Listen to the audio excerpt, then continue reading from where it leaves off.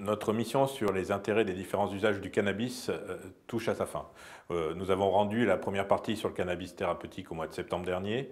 Nous avons rendu la seconde partie sur le chanvre bien-être au mois de février. Et là, il s'agit maintenant de rendre la partie sur ce qu'on appelle le cannabis récréatif. Donc on a auditionné pendant ces 1 an et demi tout un tas de personnes, des médecins, des avocats, des personnalités publiques. On a aussi fait le panégyrique des situations suivant les pays avec des évolutions législatives plus ou moins fortes, avec des légalisations, des dépénalisations. On a écouté le Colorado, on a écouté le Canada, l'Uruguay, le Portugal.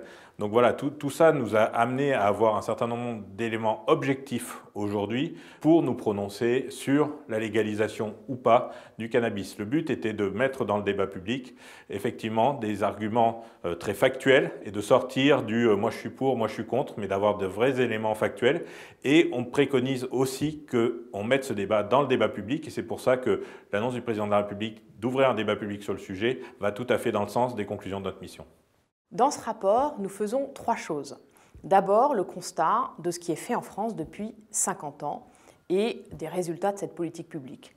Et malheureusement, nous constatons un échec sur 2 plans. Sur la question de la santé publique, puisqu'on a une des consommations les plus importantes d'Europe, notamment chez les jeunes, et cette consommation continue à augmenter. Et sur le plan de la sécurité, on a des phénomènes de violence, de criminalité qui sont associés au trafic de cannabis et qui, là encore, malheureusement, continuent à augmenter.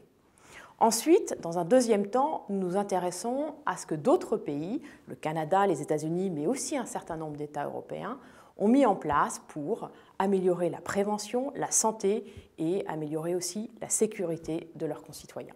Et enfin, nous avons un certain nombre de propositions pour créer un modèle français, un modèle original qui s'inspire de ces expériences étrangères et qui permettent, là encore, de mieux protéger la santé de nos jeunes et la sécurité des Françaises et des Français.